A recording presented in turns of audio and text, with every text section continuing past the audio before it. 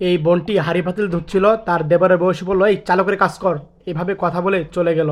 এই বোনটি মন খারাপ করে কাজ শেষ করলো, কাজ শেষ করে এগুলো এই জায়গায় রাখলো, আর রেখে খাবার নিয়ে এসে সিঁড়িতে বসলো, খাবারগুলো খাবে।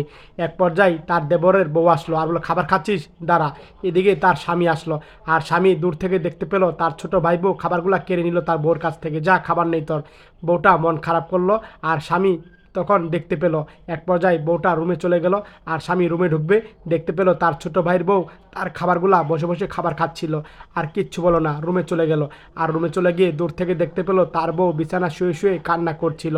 এই ভাইটা একদম মেনে নিতে পারলো না, হেলমেটটা রাখলো আর তখন বাহিরে চলে গেল। বাহির থেকে কিছু খাবার নিয়ে আসলো তার বউর জন্যে। খাবার নিয়ে এসে তখন বসলো, রতিকা উঠো, রতিকা খাবার খাও, উঠো। আর তখন বউ উঠলো, আর তখন এই ভাইটা তার বউকে নিজের হাতে খাবারটা খাইয়ে দিচ্ছিল। আর এক পর্যায়ে বউটা তৃপ্তি সহকারে খাবারগুলো খাচ্ছিল।